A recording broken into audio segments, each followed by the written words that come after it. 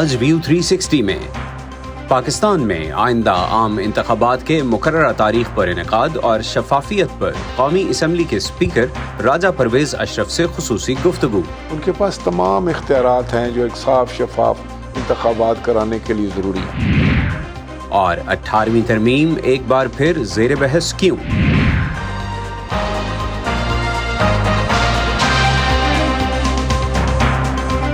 Voice of America کے Washington studios سے آپ دیکھ رہے ہیں پروگرام ویو 360۔ میں ہوں محمد عاطف، ویلکم ٹو دی شو۔ پاکستان کے سابق وزیر اعظم میاں محمد نواز شریف کو اسلام آباد ہائی کورٹ نے ایون فیلڈ ریفرنس میں دی گئی سزا کالعدم قرار دے دی ہے، جبکہ نیب نے فلیگ شپ ریفرنس میں نواز شریف کی بریت کے خلاف اپیل بھی واپس لے لی، جس کے بعد عدالت نے یہ کیس خارج کر دیا ہے اور اب نواز شریف کے خلاف العزیزیہ ریفرنس کیس ہی باقی رہ گیا ہے۔ عام انتخابات سے پہلے نیب کے کیسز میں نواز شریف کی بریت اہم ہے۔ دوسری طرف پی ٹی آئی کے چیئرمین عمران خان، جو کہ جوڈیشل ریمانڈ پر راولپنڈی کی اڈیالہ جیل میں قید ہیں، نے خود کو انٹرا پارٹی الیکشن سے دستبردار کرتے ہوئے اپنی قانونی ٹیم میں شامل بیرسٹر گوہر خان کو چیئرمین کا امیدوار نامزد کر دیا ہے اور ساتھ ہی 2 دسمبر کو انٹرا پارٹی انتخابات کرانے کی منظوری دی ہے۔ یہ پیش رفت ایسے وقت میں سامنے آئی ہے جب الیکشن کمیشن آف پاکستان نے پی ٹی آئی کو بلے کا انتخابی نشان برقرار رکھنے کے لیے 20 روز میں انٹرا پارٹی الیکشن کرانے کا حکم دیا تھا۔ اس سب میں پی ٹی آئی سمیت پاکستان پیپلز پارٹی اور چند دیگر جماعتیں بھی یہ شکایت کر رہی ہیں کہ انتخابات کے لیے لیول پلینگ فیلڈ نہیں مل رہی، اور ایک مخصوص پارٹی جس کے بارے میں اب بعض حلقوں میں یہ رائے پائی جاتی ہے کہ وہ اسٹیبلشمنٹ کے قریب آ چکی ہے، اسے سپورٹ کیا جا رہا ہے۔ آج کے پروگرام میں ہم بات کریں گے کہ کیا واقعی ایسا ہے، اور کیا انتخابات میں مزید تاخیر کی باتیں محض قیاس آرائیاں ہیں یا واقعی ایسے شواہد مل رہے ہیں جس کے باعث عام انتخابات کے شفاف انعقاد میں مزید تاخیر ہو سکتی ہے۔ لیکن پہلے نواز شریف کے خلاف کیسز پر بات کرتے ہیں، جن کے بارے میں ان کی پارٹی کا یہی موقف تھا کہ تمام کیسز سیاسی بنیادوں پر بنائے گئے تھے۔ اس وقت اسکائپ پر ہمیں جوائن کر رہے ہیں سینئر صحافی احمد ولید، ان سے بات کرتے ہیں۔ ولید، تھینک یو۔ ولید، آپ نے بھی دیکھا جو خبریں اب آ رہی ہیں، کیا میسج لینا چاہیے عام پاکستانیوں کو ان عدالتی فیصلوں سے اور اس سے پہلے کے فیصلوں سے؟ لیکن پاکستان کی تاریخ جو ہے اس طرح کے فیصلے، اس طرح کے کیسز اس سے بھری پڑی ہے۔ آپ نے ماضی میں بھی دیکھا کہ جب بھی ایک حکومت جاتی تھی تو اس کے خلاف نیب ایکشن میں آتا تھا اور پھر جھوٹے سچے کیسز بنائے جاتے تھے، اور اس کے بعد جب ان کی لائن سیدھی ہوتی تھی مقتدرہ کے ساتھ، اسٹیبلشمنٹ کے ساتھ، تو پھر وہ کیسز بھی آہستہ آہستہ ودرو ہونا شروع ہوتے تھے اور ان کو کلیئر کر دیا جاتا تھا۔ اب بھی صورتحال ایسی ہے جس کی وجہ سے دوسری پارٹیز ہیں، تحریک انصاف اور پاکستان پیپلز پارٹی خاص طور پر، وہ سارا نشانہ جو ہے مسلم لیگ نواز کو بنائے ہوئے ہے کہ ان کو لیول پلینگ فیلڈ نہیں مل رہا۔ لیول پلینگ فیلڈ صرف مسلم لیگ نواز کو دیا جا رہا ہے۔ تو یہ اعتراضات ان کے بالکل درست ہیں کہ اس وقت جو نواز شریف کے اوپر الزامات لگ رہے ہیں کہ جی ان کو لاڈلا بنایا جا رہا ہے، لاڈلا بن کے وہ سارا یہ کام کر رہے ہیں، لیکن ایک بڑی ضرور ہے پاکستان مسلم لیگ نواز میں کہ وہ سمجھتے ہیں کہ یہ جو امپریشن ہے، یہ ٹیگ جو ہے، یہ ان کے لیے ٹھیک نہیں ہے، لیکن اس کو کیسے دور کیا جائے۔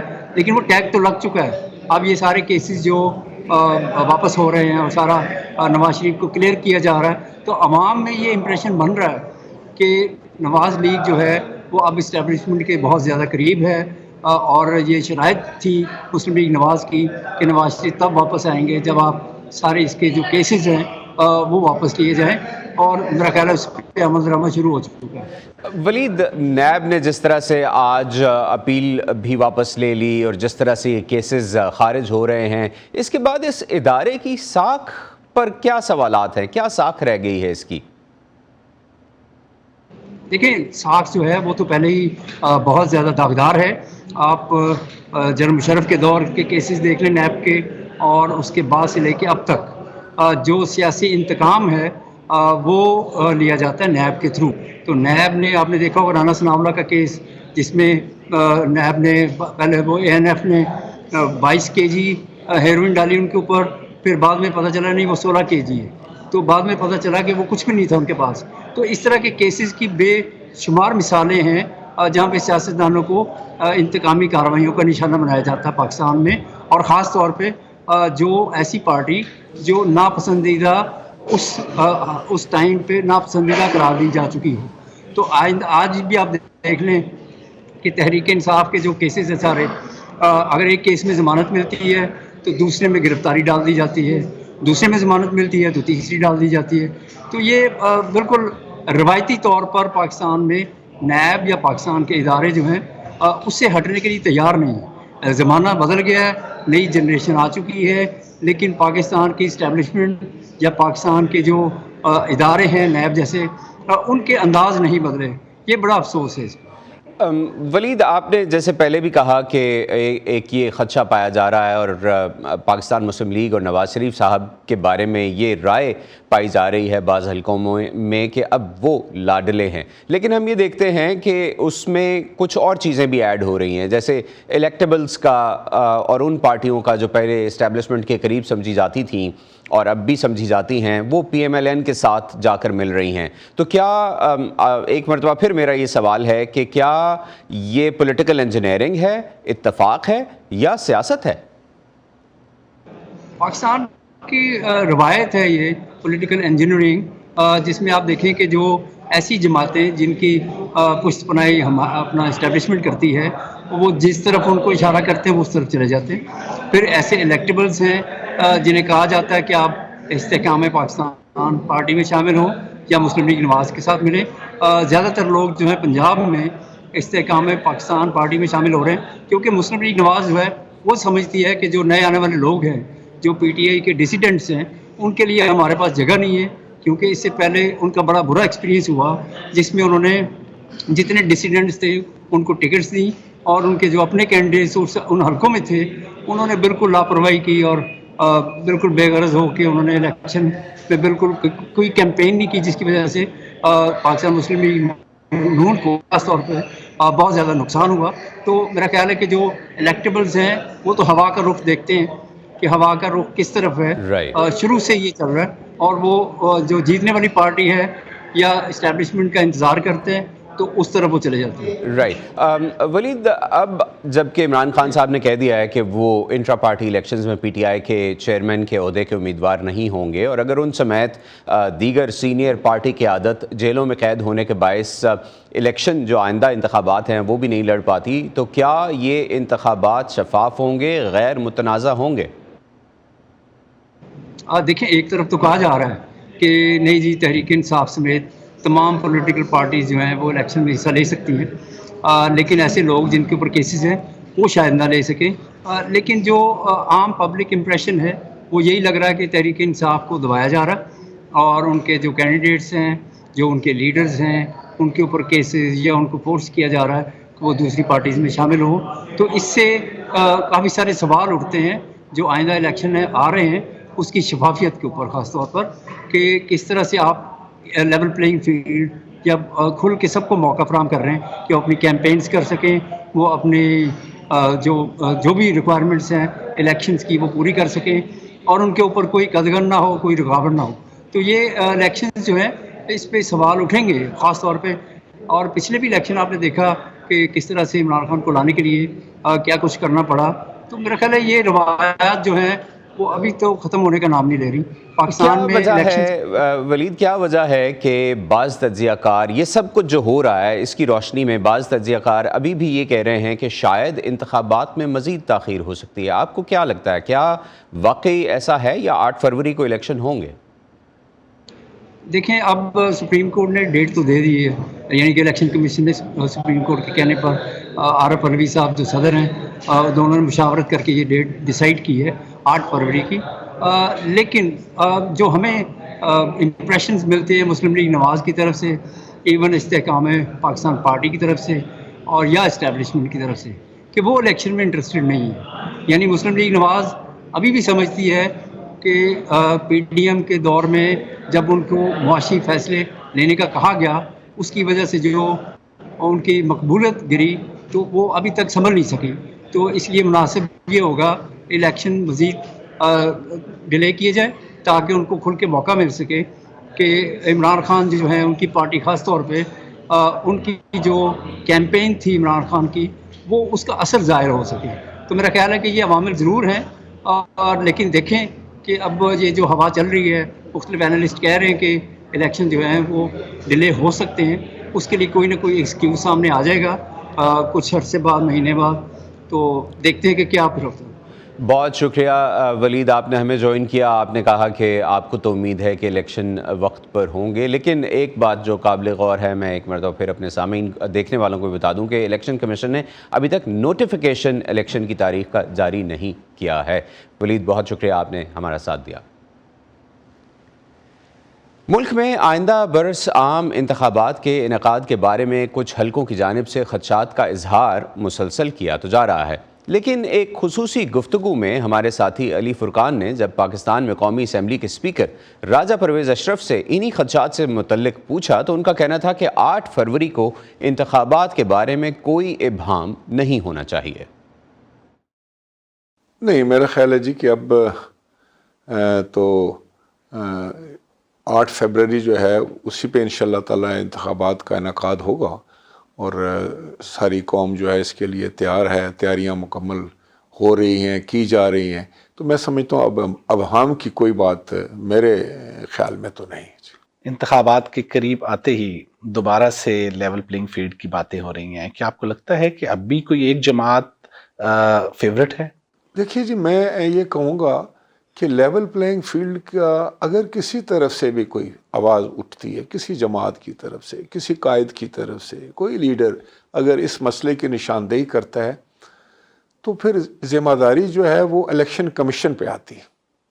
بنیادی طور پر انتخابات کا انعقاد جو ہے وہ ان کی ڈومین، اور ان کو آئین نے ہر قسم کی پاورز دی ہوئی ہیں، ان کے پاس تمام اختیارات ہیں جو ایک صاف شفاف انتخابات کرانے کے لیے ضروری ہیں۔ تو آپ کی نظر میں اس وقت پولیٹیکل انجینئرنگ نہیں ہو رہی یا آپ کو دکھائی دیتی ہے؟ پولیٹیکل انجینئرنگ جو ہے نا وہ اسٹیبلشمنٹ ہی کیا کرتی ہے۔ میں سمجھتا ہوں کہ اس دفعہ انہوں نے جو اعلان کیا ہے کہ وہ پریکٹیکلی اس میں کوئی اس قسم کا کوئی کام نہیں کریں گے اور پاکستان کے عوام نے اپنا فیصلہ کرنا ہے، تو میں سمجھتا ہوں کہ یہ خوش آئند بات ہے اور اس پہ یقین کرنا چاہیے تا وقت کہ کوئی اور بات سامنے نظر نہ آئے۔ اگر کسی ایک جماعت کو انتخابات سے دور رکھا جاتا ہے تو اس کے کیا ساکھ پر اثرات ہوں گے انتخابات کی؟ دیکھیں، پہلی بات تو یہ ہے کہ کسی بھی جماعت کو انتخابات سے دور نہیں رکھنا چاہیے، نمبر 1۔ پولیٹیکلی یہ کوئی اچھی بات نہیں ہے، لیکن کچھ ایسے اگر افراد ہیں جنہوں نے پاکستان کے خلاف کوئی بات کی ہے، پاکستان کے جو ادارے ہیں ان کے خلاف وہ بات کرتے ہیں، یا انہوں نے کوئی علم بغاوت بلند کیا ہے، یا پاکستان کے عوام اور اداروں کے درمیان نفرت پھیلانے کی کوشش کی ہے، عوام کو اکسا کر کہیں پر حملہ آور ہونے کی کوشش کی ہے، تو میں سمجھتا ہوں کہ کیا ایسے لوگوں کو بھی اسمبلی میں بیٹھنے کا حق ہے یا دینا چاہیے؟ الیکشن ہی تو وہ پروسیس ہے جو سب سے اہم ترین مرحلہ ہے کسی ملک کا، جہاں آپ نے ان لوگوں کا انتخاب کرنا ہے جن سے آپ کی حکومتیں بننی ہیں، جن کو آپ نے اقتدار سونپنا ہے۔ پیپلز پارٹی اسٹیبلشمنٹ کے قریب تھی، پھر کیا ہوا کہ آج کل کچھ دوریاں دکھائی دیتی ہیں؟ الیکشن کے زمانے کی افواہیں ہوتی ہیں اور نیریٹیوز بلڈ کیے جاتے ہیں۔ جہاں تک پاکستان پیپلز پارٹی کا تعلق ہے تو میں سمجھتا ہوں کہ وہ کبھی بھی شاید اسٹیبلشمنٹ کے قریب نہیں تھے، لیکن کبھی بھی وہ اپنی افواج کے خلاف بھی نہیں تھے۔ انہوں نے ہمیشہ ایک یہ سمجھا کہ فوج بھی ہماری ہے۔ نواز شریف کے لاڈلے ہونے کے بلاول بھٹو کے بیان سے آپ اتفاق نہیں کرتے؟ جب بلاول بھٹو صاحب کا کوئی اعتراض ہے کسی پوائنٹ پر، اس اعتراض کو دور ہونا چاہیے، لیکن اگر ہم بیان بازی تک ہی رکھیں گے اور اس کا کوئی اپاء نہیں ہوگا یا اس کا کوئی حل نہیں نکلے گا یا وہ تشویش جو ہے وہ ختم نہیں کی جائے گی تو پھر یہ آئندہ انتخابات پر اثر انداز ہوگی۔ پیپلز پارٹی کے وزارت عظمیٰ کے امیدوار کون ہوں گے؟ بلاول بھٹو زرداری صاحب۔ لیکن آصف علی زرداری تو کہتے ہیں کہ بلاول ابھی نوجوان اور زیر تربیت ہیں۔ دیکھیں، وہ ایک باپ جس وقت اپنے بیٹے کے بارے میں بات کرتا ہے تو وہ میرا خیال ہے کہ اس کو سمجھنے کی ضرورت ہے۔ باپ سے زیادہ بیٹے کو کوئی پیار نہیں کر سکتا، باپ سے زیادہ کسی کی یہ خواہش نہیں ہو سکتی کہ بیٹا جو ہے وہ سیاست کی بلندیوں پر فائز ہو اور اس سے بھی آگے جائے۔ تجربے کار ہیں، ایک کامیاب وزیر خارجہ رہے ہیں، اور میں سمجھتا ہوں کہ یہ پارٹی کے پاس ایک بہت بڑا ایسٹ ہے۔ لیکن Bilawal Bhutto level playing field کی بات کرتے ہیں اور آصف رضا زرداری الیکشن کمیشن اور نگران حکومت پر اعتماد کا اظہار کرتے ہیں. بلاول بھٹو صاحب نے کبھی یہ تو نہیں کہا کہ مجھے اعتماد نہیں ہے اس کے اوپر. انہوں نے ڈیمانڈ کی. اگر آپ بڑی پارٹی جو ہے وہ کھڑے ہو کے کہہ دے کہ مجھے الیکشن کمیشن اور نگراں حکومت پر اعتماد ہی نہیں ہے، تو پھر کیوں آپ الیکشن کرائیں گے؟ کس وجہ سے کرائیں گے؟ اس کا کیا، اس سے کون سا پھل لینے کی کوشش کریں گے؟ وہ تو فروٹ لیس ہوگا. پی ٹی آئی کے ساتھ پیپلز پارٹی کے اتحاد کی کوئی صورت بن سکتی ہے؟ دیکھیں پی ٹی آئی کس انداز سے سامنے آتی ہے، پی ٹی آئی میں کون ہوتا ہے، کہ کون سے الیکشن لڑتا ہے، کون سے کینڈیڈیٹ ہوتے ہیں، تو ابھی تو یہ معاملہ میرا خیال ہے کہ کوئی کلیئر نہیں ہے. راجہ پرویز اشرف کی گفتگو آپ نے سنی. انہوں نے کہا کہ انہیں لگتا ہے کہ لیول پلینگ فیلڈ موجود ہے، لیکن الیکشن کمیشن کے حکم پر پی ٹی آئی دوبارہ انٹرا پارٹی الیکشن کروا رہی ہے. یہ ایک ایسے وقت میں ہو رہا ہے جب پارٹی کے موجودہ چیئرمین عمران خان اور vice chairman Shah Mahmood Qureshi jail میں ہیں، جبکہ دیگر سینئر لیڈرشپ یا تو پارٹی چھوڑ چکی ہے یا جیلوں میں ہے. اس بارے میں سینئر صحافی حامد میر کا کہنا ہے کہ الیکشن کمیشن کا یہ اقدام متنازع ہے.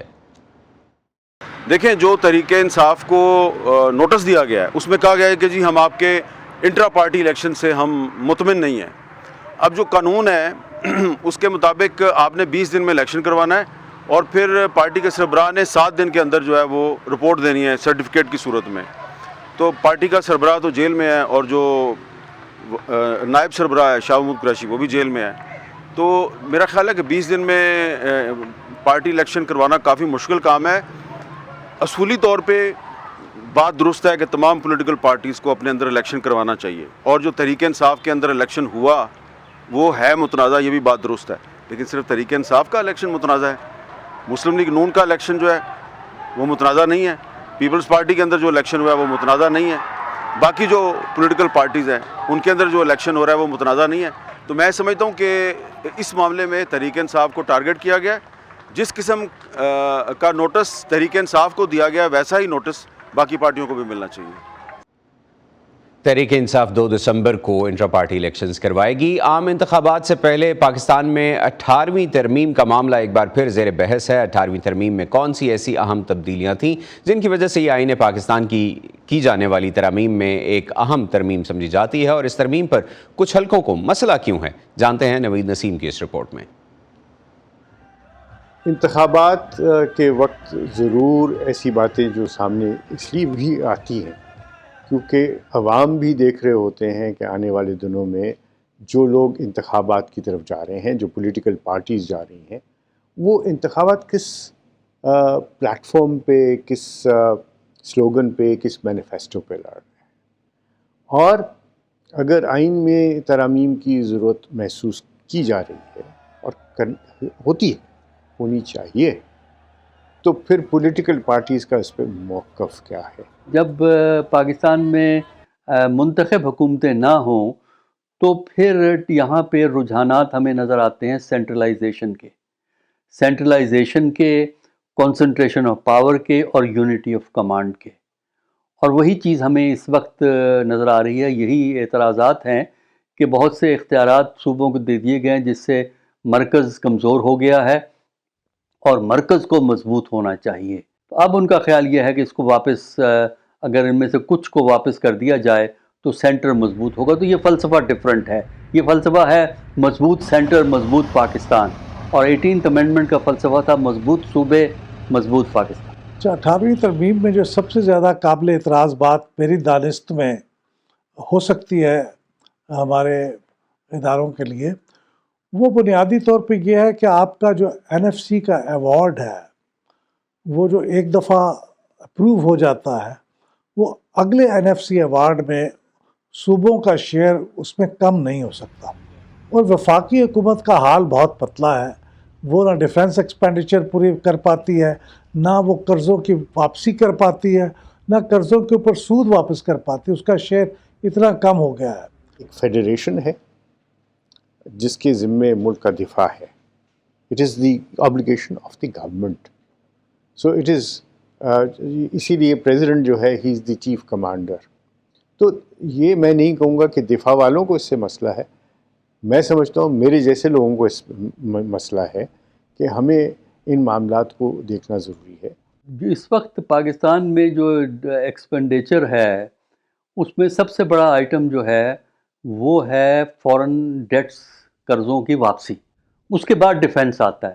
اور میرا نہیں خیال کہ ڈیفنس ایلوکیشن میں کبھی کسی حکومت نے کنجوسی سے کام لیا ہے. انہوں نے پیسے جو ہیں وہ پرووائڈ کیے ہیں. آپ کا جو نیوکلیئر پروگرام ہے، آپ کا جو باقی پروگرام ہے، آپ کا نیوکلیئر پروگرام جو ہے وہ دفاع کے لیے ہے اور انرجی کے لیے ہے، اور اس کے اندر نیوکلیئر میڈیسن اور یہ سب چیزیں ہیں جس پہ ڈھیر سارے پیسے خرچ ہوتے ہیں. اور کیا اس کا فائدہ وفاق کو ہے؟ نہیں، پورے پاکستان کو ہے. 18ویں ترمیم میں تبدیلی کرنے کی ایک واحد وجہ یہ نہیں ہے کہ وہ یہ سمجھتے ہیں کہ اس سے کوئی ڈیفنس بجٹ کم ہو جائے گا. میرے خیال میں بنیادی طور پہ اس پہ صرف ڈیفنس اسٹیبلشمنٹ کو اعتراض نہیں ہے، بلکہ بہت سے لوگوں کو اعتراض ہے جن کا تعلق ڈیفنس اسٹیبلشمنٹ سے نہیں ہے. وہ یہ سمجھتے ہیں کہ مرکز اس سے بہت کمزور ہو گیا ہے، تو وہ یہ نہیں سمجھتے کہ یہ ہو سکتا ہے کام، یہ فیزیبل ہے. ہاں، کچھ ایک پروپیگنڈا ضرور چل رہا ہے، اور وہ پروپیگنڈا شاید وہاں سے آتا ہے جو کہ چاہتے ہیں کہ ہماری جو ادارے ہیں وہ آپس میں ان کے اندر کوئی ٹینشن آ جائے. آئی ڈونٹ تھنک 18ویں ترمیم جو ہے اس کو کسی ادارے سے، اگر کسی ادارے کو کسی بھی آئینی ترمیم یا قانون کے اندر ترمیم کرنے کی ضرورت ہے تو وہ پارلیمنٹ ہے، اور پارلیمنٹ ہی وہ ادارہ ہے جس کو اس کو ڈیبیٹ بھی کرنا ہے، جس کے اندر یہ ساری چیزیں ہونی چاہیے. چونکہ 18ویں ترمیم کا ایک بڑا حصہ پروونشل اٹانومی سے متعلق ہے، لہٰذا اس کے بارے میں بات کرنے سے پہلے، اس کے بارے میں کوئی ترمیم لانے کا خیال ظاہر کرنے سے پہلے 100 دفعہ سوچنا چاہیے، کیونکہ ہم یہ نہیں چاہتے کہ وہ پرانے مدعے پھر سے اکھاڑے جائیں اور وہ تمام خرابیاں جن کو ہم نے بڑے اچھے طریقے سے کور کر لیا ہے وہ پھر دوبارہ سے پیدا ہوں. کچھ شکایات تو پیدا ہوئی ہیں. اس کا طریقہ کار یہ ہے کہ جب نئی پارلیمنٹ آپ کی الیکٹ ہو جاتی ہے تو ایک پارلیمنٹری کمیٹی بنائیے، اور وہ کمیٹی یہ جائزہ لے کہ 2010 سے لے کر آج تک اس کی امپلیمنٹیشن کی کیا پرابلم پیدا ہوئی ہیں، فائنینشیل کیا ہیں، ایڈمنسٹریٹو کیا ہیں، صوبوں کی کیپیسٹی کا بھی وقتاً فوقتاً ایشو ریز ہوتا ہے، اور سینٹر کی خواہش کے چیزوں پہ قبضہ کیا جائے، یہ مسئلہ بھی ہے. 18ویں ترمیم اور باقی ترامیم جب آپ دیکھیں، چاہے وہ 25ویں ہے، وہ آپ کی ترمیم کو ایسی ہے جس میں آپ بہتری کی طرف لے کے جانا چاہیں، اس کے لیے بہت ضروری ہے کہ آپ کے پاس 2/3 اکثریت ہو. اور 2/3 اکثریت اب جب ہوگی تو صرف وہی کافی نہیں ہے. میں ذاتی طور پہ سمجھتا ہوں اور اس کو پروپیگیٹ کرتا ہوں، اور ہمیشہ جہاں مجھے موقع ملتا ہے میں بات کرتا ہوں کہ آپ کا ایک موقف ہوگا، آپ اس موقف کو سامنے لائیے، اس پہ ایک لائیولی ڈیبیٹ کریں. اگر مثلاً قومی اسمبلی میں پی ایم ایل این، جس کی امید بہت کم ہے کہ وہ 2/3 میجورٹی جیت سکے، لیکن اگر فرض کیجئے وہ جیت بھی جائے 2/3 میجورٹی، تو سینٹ میں تو اس کے پاس 2/3 میجورٹی نہیں ہے. تو یہ تمام پارٹیوں کا اتفاق رائے بہت ضروری ہوگا، خاص طور پہ چھوٹے صوبوں کا، ان کا اتفاق رائے ہوگا. اور یہ قانونی طور پہ اگر آپ اسے پاس کر بھی لیں تو پولیٹیکلی انکریکٹ ہوگا اس کو بغیر اتفاق رائے پیدا کیے اس کو پاس کرنے کی کوشش کرنا. اسی پر ختم کرتے ہیں آج کا ویو 360. اسٹے سیف، اور پاکستان اور خطے سمیت دنیا بھر کی اہم خبروں اور دلچسپ معلومات کے لیے آئیے ہماری ویب سائٹ urdupoa.com پر. یہ سارا کانٹینٹ آپ کو ملے گا ہمارے سوشل میڈیا پلیٹ فارمز پر بھی، facebook.com/VOA Urdu، یوٹیوب پر ہمارا چینل ہے VOA اردو کے نام سے، اور ایکس اور انسٹاگرام پر ہمارا ہینڈل ہے @VOA Urdu. اب تک کے لیے اتنا ہی. محمد عاطف کو آج کے شو سے اجازت دیجیے. خدا حافظ.